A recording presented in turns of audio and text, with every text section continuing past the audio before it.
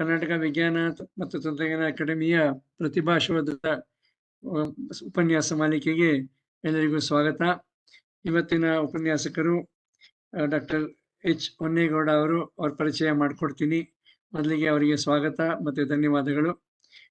ನಮ್ಮೊಟ್ಟಿಗೆ KST ಸನ್ಮಾನ್ಯ ಸದಸ್ಯರಾದ ಪ್ರೊಫೆಸರ್ ಬಸವರಾಜ ಮೂಲಿಮನಿಯವರು, ಪ್ರೊಫೆಸರ್ ಸೈದಾಪುರ ಅವರು ಇದ್ದಾರೆ. ಹಾಗೆಯೇ ನಮ್ಮ ಅಕಾಡೆಮಿಯ ಸದಸ್ಯರ ಸಹೋದರಿಗಳಾದ ಡಾಕ್ಟರ್ ಎಂ ರಮೇಶ್ CO ಅವರು, ಡಾಕ್ಟರ್ ಆನಂದ್ ಅವರು senior scientific officer, doctor Shri Umesh ಘಟ್ಗೆ.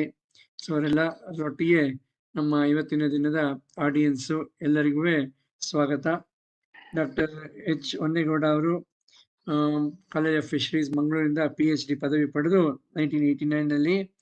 ಆಮೇಲೆ ಹಲವು ಪುರಸ್ಕಾರಗಳು ಪ್ರಶಸ್ತಿಗಳನ್ನು ಪಡೆದಿದ್ದಾರೆ. ಅವರ ದೀರ್ಘ ಅನುಭವ, ಹಲವು ಕಡೆ ಕೆಲಸ ಮಾಡಿ ಫಿಶರೀಸ್ ಕಾಲೇಜ್ ಮಂಗಳೂರಿಂದ ಶುರು ಮಾಡಿ ಆಮೇಲೆ Karnataka state remote sensing application ಸೆಂಟರಲ್ಲಿ ಡೈರೆಕ್ಟರ್ ಆಗಿ ಸುಮಾರು 4 ವರ್ಷ, ಮತ್ತೆ ಮುಂದೆ 2007ವರೆಗೂ ಅವರಲ್ಲಿ ಕೆಲಸ ಮಾಡಿದ್ರು. ಆಮೇಲೆ vision group on science and technology DST government of Karnataka ಅಲ್ಲಿ 2008-09ರಲ್ಲಿ ಎಕ್ಸಿಕ್ಯೂಟಿವ್ ಸೆಕ್ರೆಟರಿ ಆಗಿ, ಡೈರೆಕ್ಟರ್ ಇನ್ ಚಾರ್ಜ್ ಸೈನ್ಸ್ ಗ್ಯಾಲರಿ ಬೆಂಗಳೂರಲ್ಲಿ 2014-17ವರೆಗೆ. ಮತ್ತೆ ಕೆಸ್ಟೆಪ್ಸ್ ಅಂತ ನಾವು ಹೇಳ್ತೀವಿ, Karnataka science technology promotion society, ಅದು ಕೂಡ DST ಒಂದು ಅಂಗ. ಅದರಲ್ಲಿ ಮ್ಯಾನೇಜಿಂಗ್ ಡೈರೆಕ್ಟರ್, ಮೆಂಬರ್ ಸೆಕ್ರೆಟರಿ ಆಗಿ, ಮತ್ತೆ chief executive officer Karnataka science technology academy 2005-18ವರೆಗೂ. ಅಲ್ಲಿ ಮೆಂಬರ್ ಸೆಕ್ರೆಟರಿ ಕೂಡ ಆಗಿದ್ರು. 2005-2020ವರೆಗೆ is the founder member secretary. ಹಾಗೇನೆ department of information technology director technical, special director technical, ಆಮೇಲೆ ಸ್ಪೆಷಲ್ ಸೆಕ್ರೆಟರಿ ಆಗಿ ಕೂಡ ಮೇ 31-2020ವರೆಗೂ ಅವರು ಸುದೀರ್ಘ ಕಾಲದಲ್ಲಿ ಕರ್ನಾಟಕ ಸರ್ಕಾರದ ಸೇವೆಯಲ್ಲಿ ವಿಜ್ಞಾನದ ಹಲವು ವಿಭಾಗಗಳಲ್ಲಿ ಕೆಲಸ ಮಾಡಿದ್ದಾರೆ. ಈಚೆಗೆ ಮೈಸೂರಿನ JSS science and technology university ಕೂಡ ಡೀನ್ ಆಗಿ, ರಿಸರ್ಚ್ ಆಗಿ ಸುಮಾರು 2 ವರ್ಷಗಳ ಕಾಲ ಕೆಲಸ ಮಾಡಿ, ಈಗ ಅವರು ಹಲವು ಚಟುವಟಿಕೆಗಳಲ್ಲಿ ತಮ್ಮನ್ನ ತೊಡಗಿಸ್ಕೊಂಡಿದ್ದಾರೆ.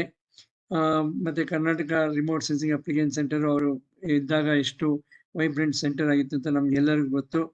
Several new programmes, new initiatives JS ಅಲ್ಲಿ ಸ್ಟೂಡೆಂಟ್ಸ್ಗೆ, ಮತ್ತೆ ಹಲವು ಯೂನಿವರ್ಸಿಟಿಗಳ ಜೊತೆ ಕೋಆರ್ಡಿನೇಷನ್ ಅದೆಲ್ಲ ಮಾಡಿ 2 ರೀಜನಲ್ ಸೆಂಟರ್ಸ್ ಮಂಗಳೂರಲ್ಲಿ ಮತ್ತೆ ಧಾರವಾಡಲ್ಲಿ ಎಸ್ಟಾಬ್ಲಿಷ್ ಮಾಡಲಿಕ್ಕೆ ಅವರು ಕಾರಣಕರ್ತರಾಗಿದ್ದಾರೆ. ನಾನು ಹೇಳ್ದಂಗೆ ಹಲವು ಪುರಸ್ಕಾರಗಳು, ಅದು ವಿದ್ಯಾರ್ಥಿ ಟೈಮ್ನಲ್ಲೇ junior research fellowship, gold medal, ರಾಷ್ಟ್ರೀಯ ಏಕತೆ ಅವಾರ್ಡ್, ಆಮೇಲೆ ಸೈಟೇಷನ್ ಎಕ್ಸಲೆನ್ಸ್, ಆಮೇಲೆ outstanding contribution domain experts, Kempegowda award 2007ರಲ್ಲಿ, ಬೆಸ್ಟ್ ಸೈಂಟಿಸ್ಟ್ ಅವಾರ್ಡ್ ಭಾರತೀಯ ಕನ್ನಡ ಸಂಘ 2017ರಲ್ಲಿ. ಹೀಗೆ ಹಲವು ಪ್ರಶಸ್ತಿಗಳಿಗೆ ಭಾಜನರಾಗಿ ಒಂದು ವಿಜ್ಞಾನ ಪ್ರೋತ್ಸಾಹ, ವಿಜ್ಞಾನ ಸಂವಹನ, ಈ ಎಲ್ಲ ಕ್ಷೇತ್ರಗಳಲ್ಲೂ ಕೆಲಸ ಮಾಡಿರುವ ಡಾಕ್ಟರ್ ಎಚ್ ಹೊನ್ನೇಗೌಡರು, ನಾವು ಕರ್ನಾಟಕ ಸೈನ್ಸ್ ಟೆಕ್ನಾಲಜಿ ಅಕಾಡೆಮಿಯಿಂದ ವಿಶೇಷವಾಗಿ ಅವರಿಗೆ ಧನ್ಯವಾದ ಹೇಳಬೇಕು. ಯಾಕೆಂದರೆ KST ಎಸ್ಟಾಬ್ಲಿಷ್ಮೆಂಟ್ ಸ್ಥಾಪನೆಯಲ್ಲಿ ಮತ್ತೆ ಬಹಳ ದೊಡ್ಡ ಪಾತ್ರ ವಹಿಸಿದ್ದಾರೆ.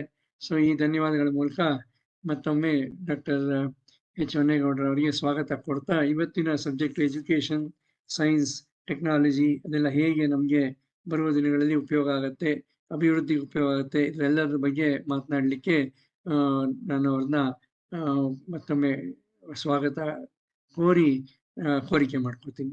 ಡಾಕ್ಟರ್ ಎಚ್ ಹೊನ್ನೇಗೌಡ ಅವರು. Thank you so much, sir. I'll start, sir. Yeah, please, ದಯವಿಟ್ಟು. Honorable Chairman of Karnataka Science and Technology Academy, Dr. Ayappan, sir.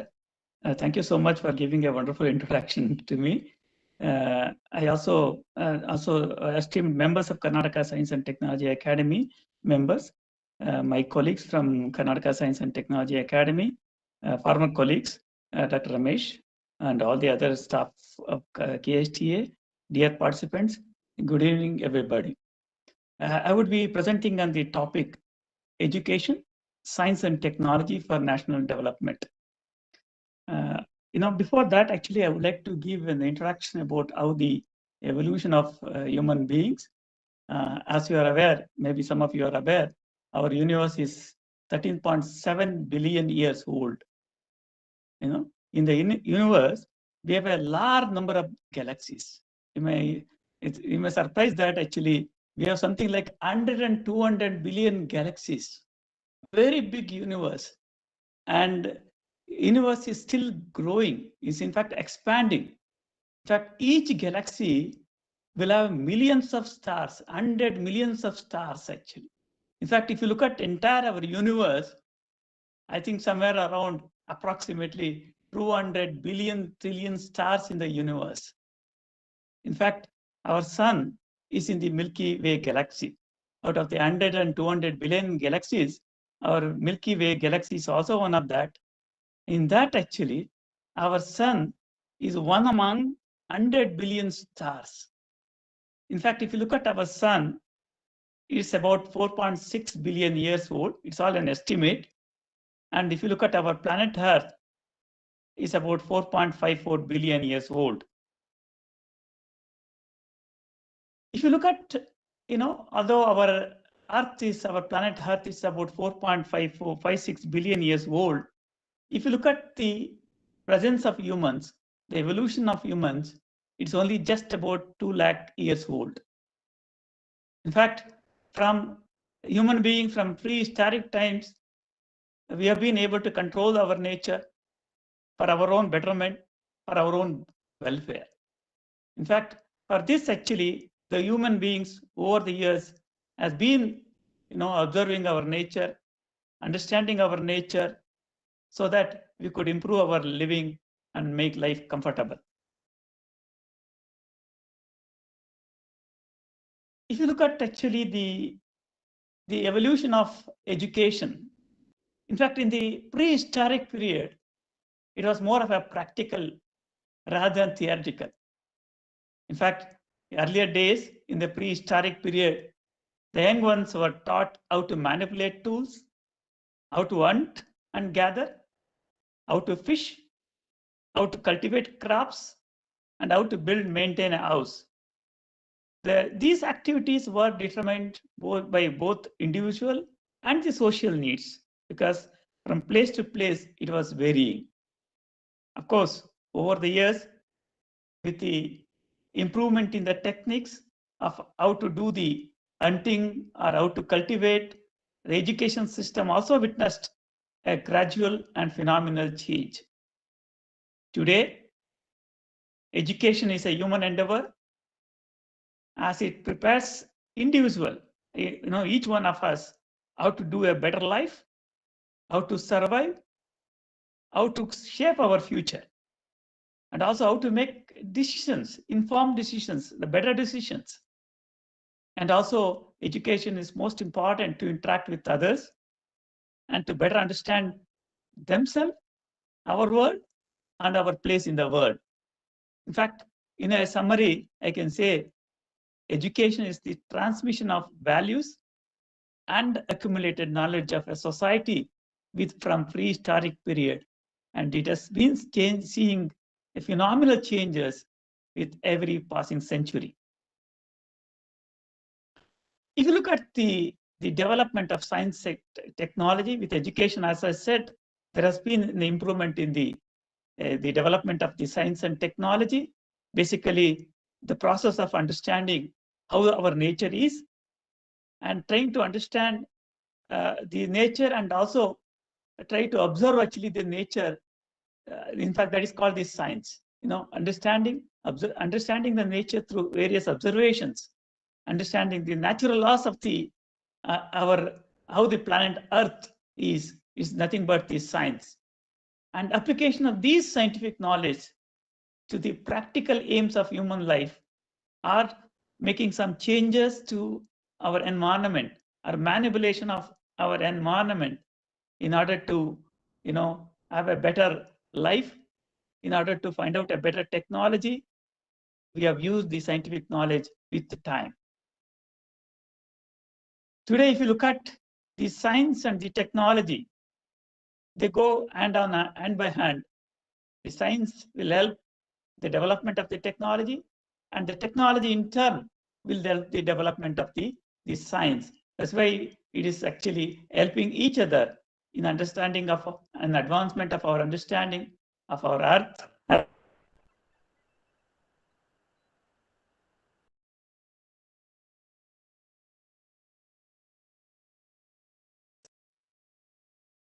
Now, scientific knowledge is used to create a new technology. Whatever we develop, actually, this science, that is being always actually, we have used the creation or development of a technologies. Any new development of technology also helps us development of understanding of this science through use of technology, basically to understand how our Earth system has evolved, how our environment is functioning, and also to find out new discoveries. So basically, the technology uses science to solve problem. On the other hand, the science uses technology to make new discoveries. As I said, the goal of science is to answer questions and increase our knowledge about our planet Earth and our surroundings as well as the universe. While the goal of technology is to find out solutions to practical problems. Like, for example, the science says why the boat floats on the water. The technology helps us in building a ship. That's how actually the science and technology are related.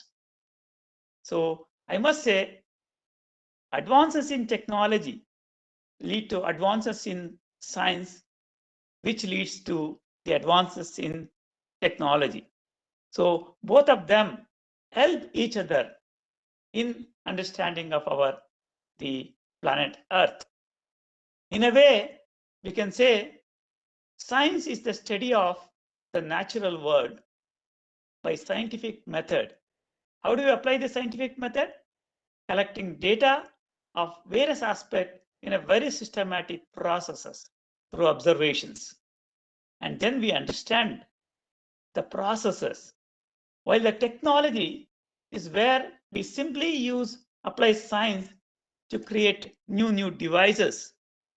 And that devices can be used to solve many of our practical problems and perform various tasks. Today, whatever the developments have been done is mainly through the advancement in the scientific methods, and in turn helped in development of the technology, and the technology in turn has helped us actually in use of this technology for development of the science observations.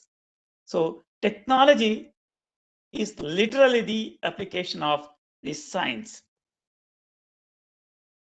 If you look at the science and technology development in pre-colonial period, particularly in the ancient India, in fact, some of the countries in the pre-colonial period have made important contribution to the development of science and technology, and some even served as the cradle of human civilization. In fact, even in India, the Indus Valley civilization was one of the first civilizations. In fact, our people were very good, our ancestors were very good in astronomy, algebra, arithmetic, botany, even in medicine. But the problem started, with the developments in the science and technology, particularly in the Europe, which occurred in the 17th century, was not used by all the countries.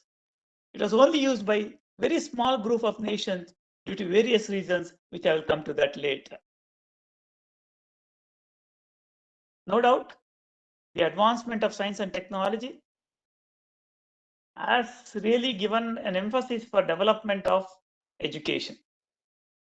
Today, the education is the one which is playing an important role in the development of science and technology that was, in a way, systematically introduced with the improvement in the science and technology development in our pre-industrial period. In fact, if you look at actually the revolutions in the science and technology and in the education and the learning process, actually, in fact, we can trace back to about 12,000 years ago, wherein the first agricultural revolution, which we call as a Neolithic revolution, was the wide-scale transmission of many of human cultures from the lifestyle of hunting to, in fact, a very little organized structure of agriculture, and in that process, even the settlement. So the second, in fact, as I said, the first Neolithic revolution, in fact, from the literature, we can come to know that It all about started about 12,000 years ago. The second agriculture revolution, basically it happened in the British. That's why it is called British Agriculture Revolution. It happened just before the first industrial revolution, where the modern agriculture was started. In fact, the agriculture was the starting and initial point for the development of the technology as well, which has helped us increase the human productivity and led to their higher outputs of food, particularly between the period of say 15th to 18th century in Britain. In fact, that's why the agriculture revolution has been cited as the cause of the industrial revolutions, which happened mainly in the Britain. In fact, if you look at the industrial revolution, I must say that it was a changing point for many aspects of human life. And in fact, even the overall standard of living. If you look at the industrial revolution which happened in the 18th century, particularly during 1716 to 1840, in fact, it has transformed from hand production methods to machines. With the invention of the steam engine, the coal, the extraction of the coal, development of a lot of machine tools, and the rise of many mechanized systems. In fact, India was one of the best in terms of the cotton industry much before the industrial revolution in the prehistorical period. But during the industrial revolution, development of many of the industries, particularly in the Europe, they extracted a lot of raw materials from India, particularly cotton, the coal, even the iron. And many industries were developed in UK. And using our raw materials, they manufactured various materials and transported back to India, and they were sold in India. Or in fact, our economy dwindled because our money was going to the England, the Britain. That's how actually the first industrial revolution happened. In fact, they call it actually between the period of 1960 to 1840. In fact, it extended up to, I can say 1869. The second industrial revolution, in fact, after 100 years, it happened. Also, it is called as the technological revolution. In fact, this was a period wherein a lot of scientific discovery happened, particularly in the Europe, US, wherein whatever the technology which was developed actually in the first industrial revolution was standardized, where large mass production was happened during the second industrial revolution. In fact, this is mainly because of the invention of the electricity, electrical technology, the extraction of gas, oil, and the steel production. This form of energy allowed for much more efficient mass production, and various methods actually it has shown a lot of improvement. And also there was a lot of improvement in the communication technologies, particularly the roadways, the ship, and other communication technologies. In fact, if you look at the first industrial and second industrial revolution, a lot of inventions, the development of industries were happened mainly in the first and second industrial revolution, is mainly because of the use of steam engine, the coal, and in the second industrial revolution, the electricity, oil, gas, and steel. And the third industrial revolution, actually, we can say, in fact, these all have been developed based on major inventions which have happened over the years. And the third industrial revolution, which happened from 1970 to 2009, it is basically called as a digital revolution, where we moved from analog electronic technology to digital electronics. And because of this, the sweeping changes have been brought by the third industrial revolution, particularly in the field of digital computing and the communication technology. You have seen today the fruits of the communication technology, the digital computing, all that which were happened actually in 1970 to 2009. And in fact, I must say that digital revolution has marked the beginning of the information age, particular information age, as well as the nuclear energy, the internet, and so on. The next revolution actually is called the fourth industrial revolution, which is happening from 2009 and is being continuing. In fact, the fourth industrial revolution is the continuation of the third industrial revolution, wherein the fusion of technologies are happening. The smart technologies are coming up. That's why the fourth industrial revolution are being called as a fusion of leading edge production techniques and smart systems that are integrating with various technologies together and making it smart enough. Particularly, the internet is playing actually a major role. Today, if you look at the emerging technologies, many breakthroughs are happening in this field, including robotics, artificial intelligence, the blockchain, nanotechnology. In fact, nanotechnology, is being considered as the future technology, where it's going to revolutionize the way we think the development of science in the coming years. The quantum computing, the Internet of Things, 3D printing, biotechnology, genetic engineering, autonomous vehicles, renewable energy, and so on. Touching almost every gamut of the science and technology today is happening in the fourth industrial revolution. In fact, people say that whatever the developments which are happening in the last, in the beginning of the 21st century, in fact, whatever it is equivalent to whatever the progress which we have achieved in the last 3-4 centuries. That is a kind of a development which is happening in the fourth industrial revolution. In fact, some even call that today the fifth industrial revolution. But anyhow, we can consider this as a fourth industrial revolution. If you look at what is that amazing evolution which have changed from the first industrial revolutions, beginning from 1965 as on to the today present day. In fact, if you look at actually, you see a wonderful development in the economic growth.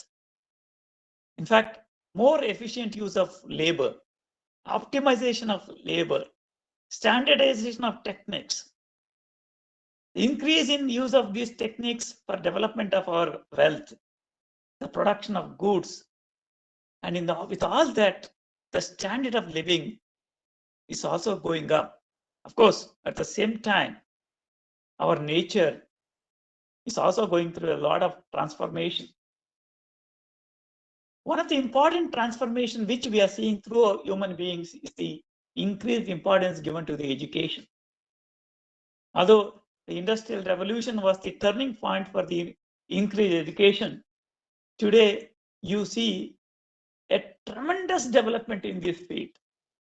Whoever have given a much importance for the education, they have been in turn seen the growth of the wonderful technological innovations. In that process, there has been an improvement in the wealth of the nation, the economic status of the nation, the well-being of the nation, living standard of the nation. If you see, as I said, in the Industrial Revolution, the glimpses of Industrial Revolution, we can summarize that the major mechanization happened in the first Industrial Revolution, which happened in the 18th century, between 18th century and 19th century, where a lot of urbanization has happened, a lot of mechanization. Because of that, large number of industries have come up in some of these urban areas. While in the second industrial revolution, we have standardized many of these mechanization processes where the mass production has happened, and it's mainly attributed to the electricity and also the optimization of the labor. And the third industrial revolution, which we have witnessed, is basically going through the lot of automation. That's why it is called Industry 3.0. And there is a wonderful global production network. And it's thanks to the improvement in the electronics and the information technology. Today, the entire globe has become a village that work with each one of us. And currently we are seeing a lot of the improvement in the automation. As I said, in the second industrial revolution, a lot of standardization has happened from the mechanization. Similarly, in the fourth industrial revolution, a lot of standardization and in automation is happening through, particularly in many of the developments, including robotization. So it is changing the way the global, the value chains are happening. Now, if you look at the science and technology for national development, those countries who have given importance for the science and technology, starting from the Industrial Revolution 1 right up to now, they are today the most developed countries. In fact, science and technology is the one which has created the progress and development of the nations. That's why today, the most of the developed countries which have given importance for the science and technology, today their economy, their standard of life, and the living standards has improved over the years, and today they are the leaders. And this has happened. The development in the science and technology happened because major emphasis was given for the education policies, and also through education, a lot of emphasis was given for the research. Through research, in fact, research is one of the most important components, and which has happened mainly in the educational institutions.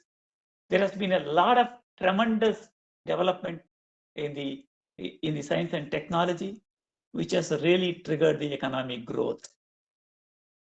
In fact, the developments in terms of science and technology is always linked with the technological disruptions. Today some technology, tomorrow some other technology will come up and take over the global market. And it happens because improvement in the scientific field. When there is a scientific field improvement, there will be new technological inventions. When there is a new technological inventions, they are being used for various scientific studies in a better way, in a systematic way, in accurate assessment of that. So technology plays a fundamental role in wealth creation, improvement of the quality of life, real economic growth, and transformation in the society. That's why today you have seen most of the technologies today, the products have been developed in the developed countries, and they are being sold to many of the developing countries. And those countries which have not given much importance for education, still they are struggling for their national development. Of course, some of the countries are slowly emerging, which I will come to that later. So I must say that the science, technology, education are the integral part, and the development of the nation and society are proportional to each other based on their development. But if you look at in India, of course, due to colonial rule, in fact, the first industrial revolution, second industrial revolutions were all coincided with the colonial rule. India was left as a poor, dependent, underdeveloped, socially and economically backward nation. Even in education, we were very, very backward. Only a few elite groups were able to get a good education. The colonial period, our education system was so poor that we were only used as clerks. Our education system may be perhaps going up to the level of clerks because they wanted us to do the accountancy jobs or maintaining the their industries or being in the army and so on.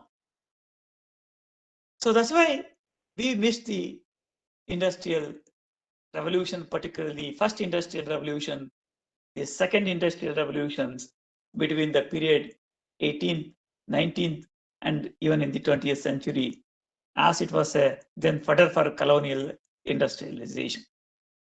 That lot of raw materials were extracted from India, but many industries did not come up here.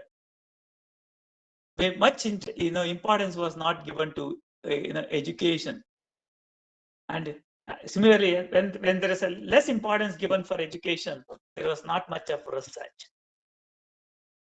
Although we got actually the independence in 1947, but still we couldn't do much in the third technological driven, because even in 1947, if you look at our literacy, it was only just 10%.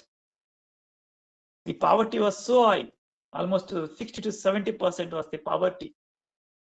And third thing is actually, although we got the independence at a time when the Indian economic policies were not conducive to technology, because we were only improving the technology and we were only trying to develop the educational institutions from 1947 onwards.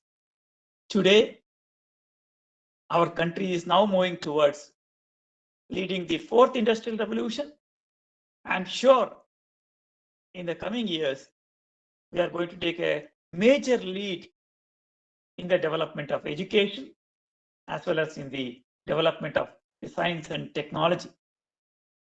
It's time now the young brains get quality education, not simple education, the quality education, along with the skill-based education, innovative mindset, critical thinking that is most important. And we should also give them a practical experience, particularly the youngsters, whatever they want to do, they should have an enthusiasm to in whichever the field they would like to study. In fact, that's where actually the young talents, all of you are talented in one way or other. You should choose a field which you have an interest. You can excel in wherever the field which you want, rather than going to just engineering or a medical just for earning the money.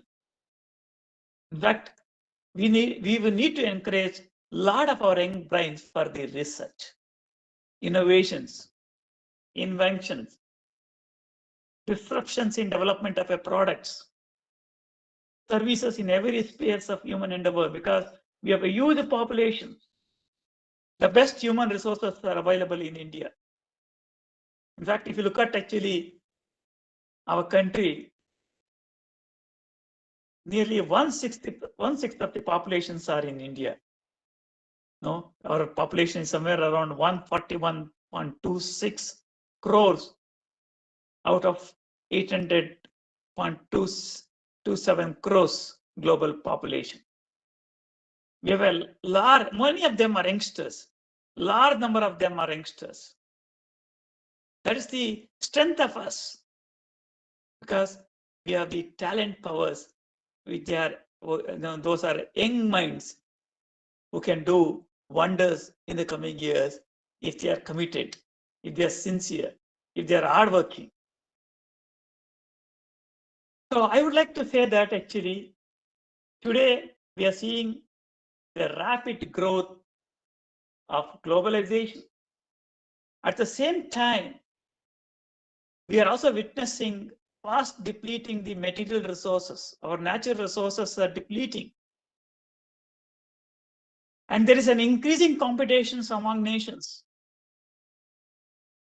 and the growing need to protect our innovations, because whatever we do, somebody else will do the similar thing. So our young brains should innovate and protect those innovations. And the innovations should start right from the high school and start, continue through their education in higher education systems. Particularly, pre-education is the most important period. That is the turning point for most of you. I think that is the field you need to give emphasis for improving your knowledge base through education in your selected field. And I think in the coming years, along with education, you need to give much importance for the research, because research is the one which has brought radical changes in the science and technology. So modern technology development, I must say, is increasingly dependent on research inputs from a large number of disciplines, whether it is a medicine or an engineering or a science or an applied science or a basic science. In most of this, each one of them, they contribute for the development of the nation through research and innovations. In fact, that's why, if you look at the history of the science and technology, most of the scientific discoveries have gone into the development of new technologies. And these new technologies, in turn, help in the understanding of our nature, the understanding of our universe, discovery of new things, a range of products and services based on these technologies. So globalization and liberalization have thrown up immense opportunities, of course, as well as new challenges for science and technology and development. In an increasingly competitive world, Indian industry needs the development of indigenous science and technology in a big way. That's why our Honorable Prime Minister mentioned this about, frequently tells about the importance of Atmanirbhar, where there is a self-reliance, and those countries will develop faster. We need not have to depend on somebody else. In fact, the best thing at Atmanirbhar was the COVID period, where Covaxin was developed in India. It was distributed at affordable cost to every one of us, and not only to us, even to other countries on a goodwill basis. So naturally, technology transfer should happen. In fact, today we see a large number of technological transfer which is happening in the field of space technology. In fact, in the field of defense, our Honorable Defense Minister was mentioning that many of the technologies have been developed in the recent past by giving larger emphasis to Atmanirbhar. So I don't think actually we should really depend henceforth foreign companies, help from other developed countries, because today they themselves can start an industry here. In fact, I can give you the best example.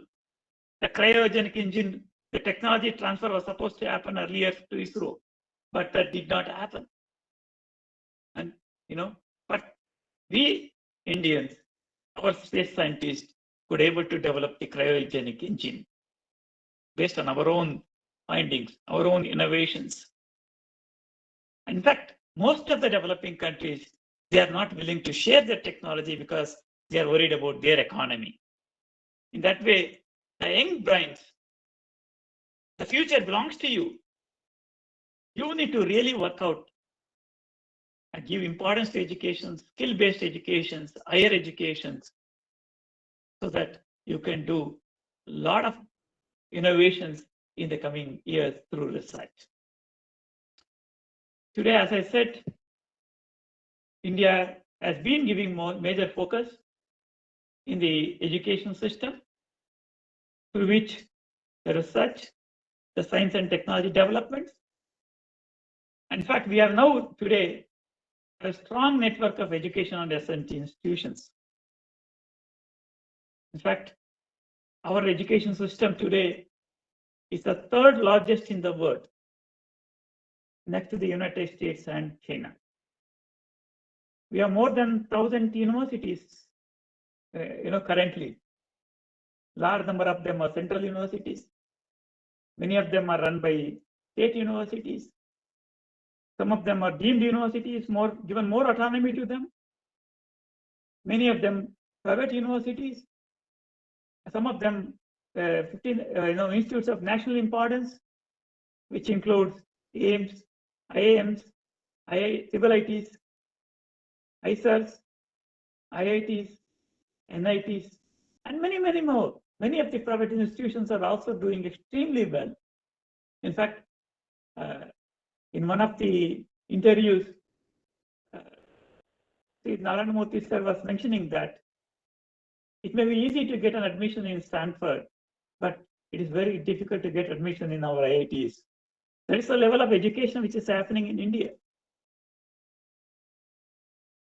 In addition to all these best institutions, and more than 50,000 colleges are working under the university. Many degree colleges now today offer even the PG programs, higher educations. Many standalone institutions, postgraduate research institutions. Many are functioning under these institutions. In fact, in a way, I say the research happens best in the universities rather than standalone research institutions, because in the university, along with the research, even the education happens. When the education and research goes together, I think a lot of innovations will come together. That's where our young brains should really look at doing the best research when they are at the university level, at the higher education level. In fact, the best research production happens when they are at young age. Of course, we have a large number of research and development institutions in the country, more than 7,880 R&D institutions. Today, a large number of industries have developed the research and development organizations. Without the research, the industry can never survive because the disruptions. ಇವತ್ತು ಇದು ನಾಳೆ change ಆಗ್ತಾ ಇರ್ತದೆ. Somebody else invent some other new things. So disruptions happens very frequently in this 21st century.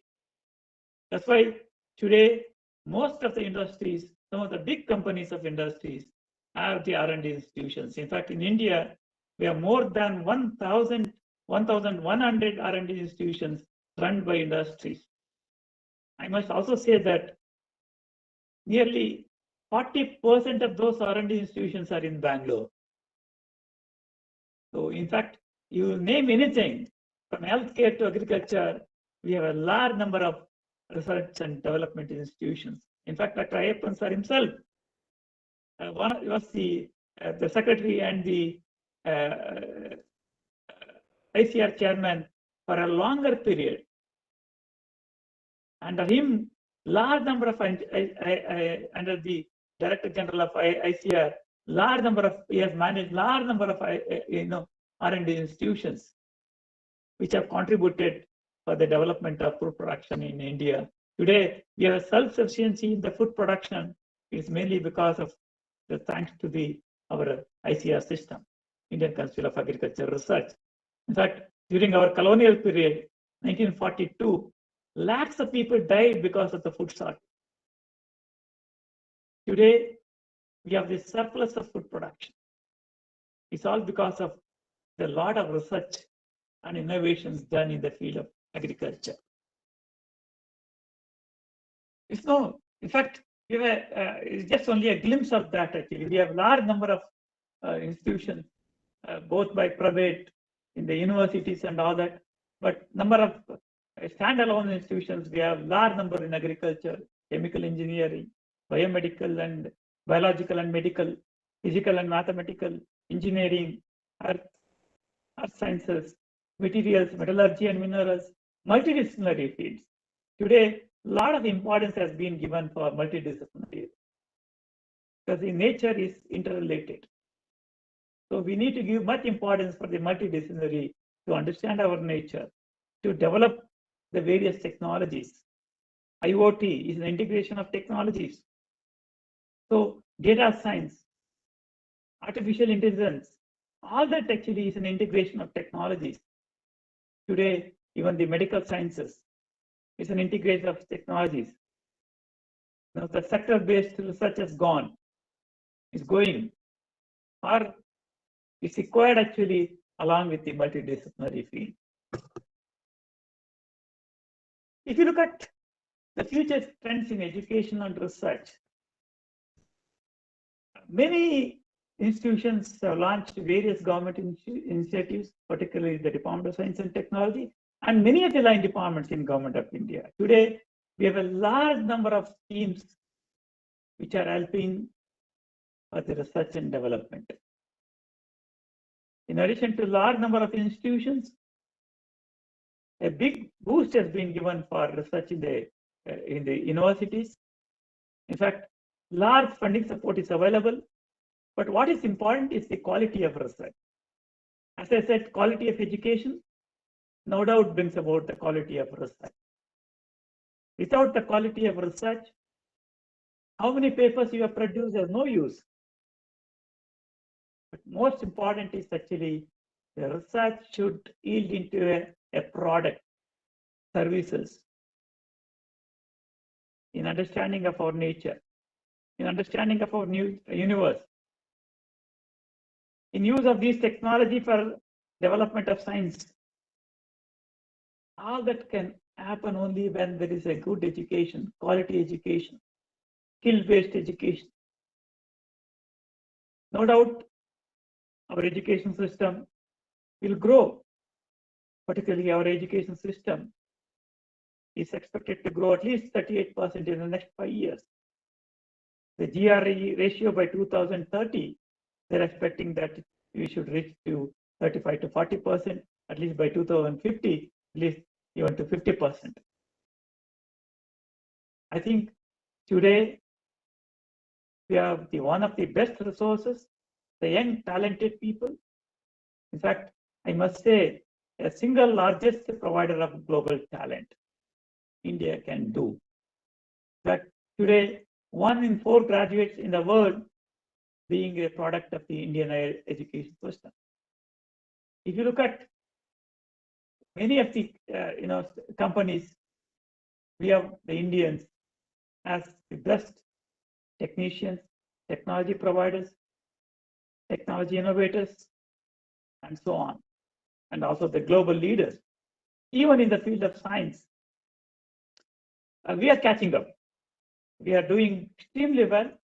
I'm sure in the coming years, with the induction of a lot of talents, particularly based on your passion, the interest, I'm sure we can be one of the top countries in the world in terms of the research output. Today, we may be the 5th in terms of the research output. But if you look at our population, I think it's a long way to go in producing the research output, commemorating with many of the developed countries. I think that's where actually the Department of Science and Technology, Government of Karnataka, which also has many schemes for the development of science and technology. In fact, the Vision Group on Science and Technology has been created, which is providing large amount of funding for the development of the research, improvement of the infrastructure in the education institutions, creating a skill-based education for the students, particularly through the training, even for upskilling for the faculty. Large support has been given by the Department of Science and Technology. In fact, the Department of Science and Technology of Government of Karnataka is giving a lot of importance even for the nanotechnology. So I must say that there's a greater opportunities for research, particularly in the frontier areas. But you have to, as a young talent, you have to choose your field based on your interest. Don't look at only for the money. In fact, today, the research is also giving a lot of emphasis for, your promotional opportunities, your career opportunities. The good salaries are being given in the research institution and education systems. In fact, I must say that education systems gets a better salary than any other government jobs. Less bureaucratic approach in the education institutions. There is a tremendous growth for your growth. In fact, there is no retirement for the educated people, for the academic people. If you look at many of our academic members, they're all 60 and above. In fact, they are guiding us because education has no end. So that's where actually the young talent You don't have to aspire only to becoming a doctor, an engineer. There are number of opportunities today in our country. We need to globally compete with others. And today is a global village. If you do well, if you study well, if you take up the education in a way which you have a passion, where you can achieve an excellence, I'm sure you can get a placement anywhere in the world.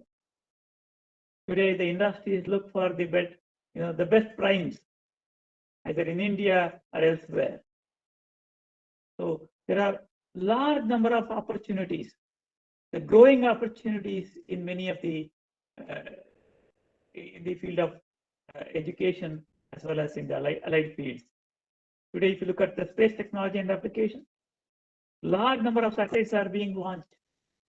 I think we need to really utilize those satellites, both for communication as well as for monitoring and management of our natural resources, because today our natural resources are dwindling.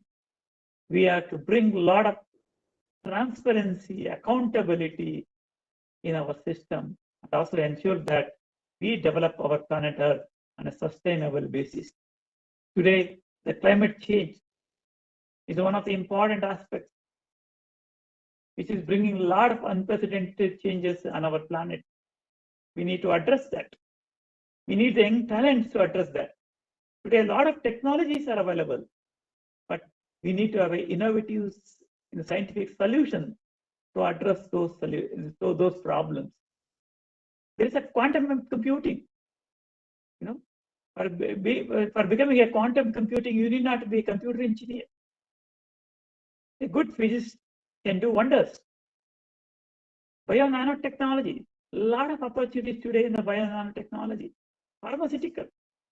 But today, no doubt, the growth of science and technology has also brought some of the changes in our health system, which requires better medical care.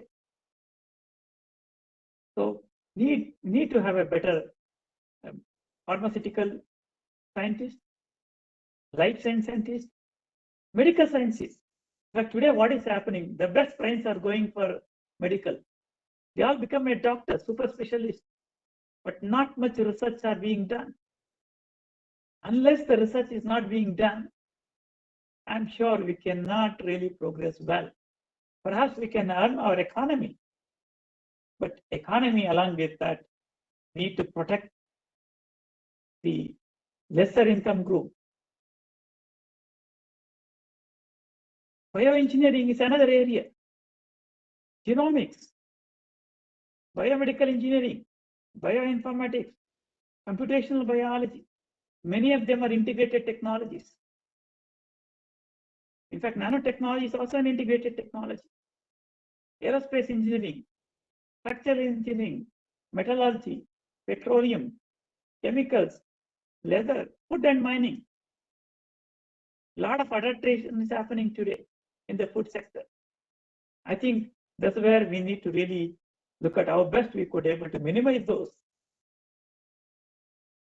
Information technology, tremendous changes have happened. In fact, one of the biggest achievements which we have made is in the information technology, particularly in the service sector.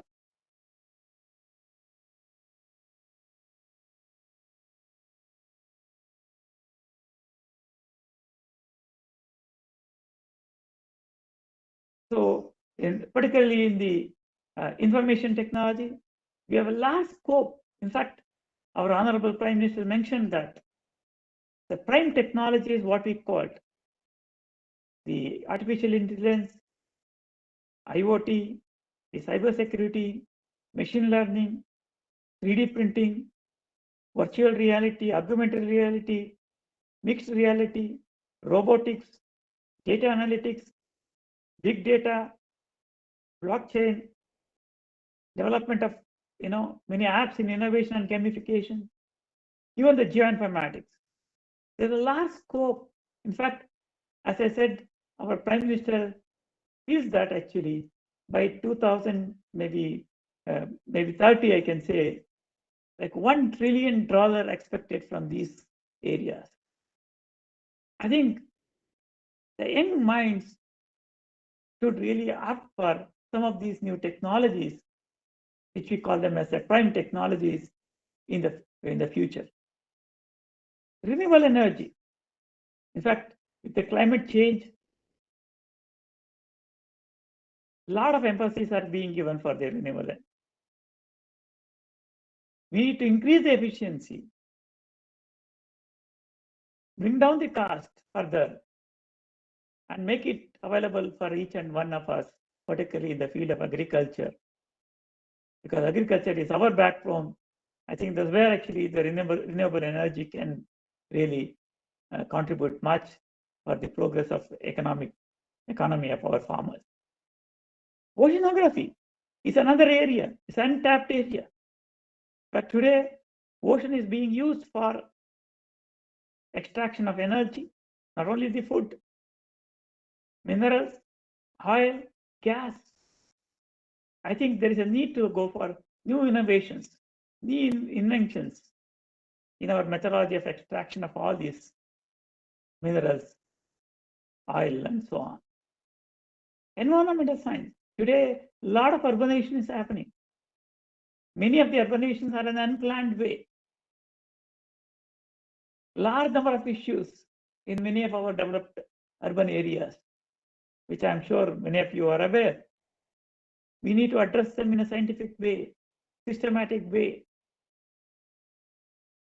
We have today science, we have the technology, but we need the young brains to implement those with your improved knowledge.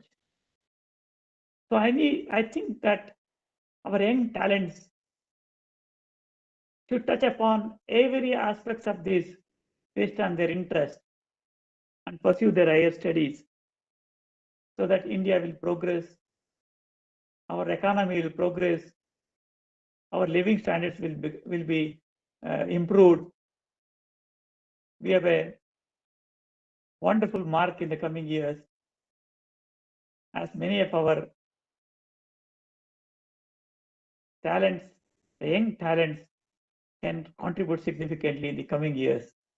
With this, a few things, what I would like to conclude is that the innovative young minds shall explore all fields of science. It's not only computer science. It's not only going to IITs. It's not only going to the medicine.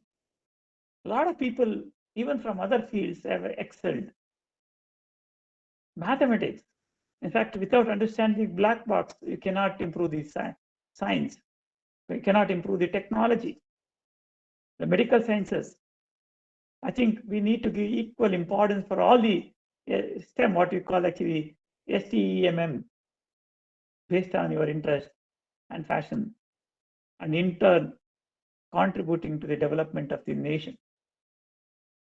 In fact, our country has a large scope for development. We have excellent human resources. We need to tap those human resources and develop our society, our environment. In fact, our environment is also a wealth. So towards this, education is a part of the foundation of all progress and growth, both as an individual for your own growth, as well as the societal growth. So with this, I thank all of you. Thank you so much. Thank you. Thank you very much, Dr. Honne Gowda, for a very motivational speech for all the audience of all the students, everybody. We would like to thank you on behalf of the Karnataka Science and Technology Academy for this, you have covered all aspects that are required for opportunities required for the youth. So thank you so much from all of us. Any quick comments from our colleagues? Yeah. Can I comment, Yes. Professor? Yeah. Yeah, the talk was very nice and explained in quite detail. as to what is happening all the way from prehistoric times to 21st century.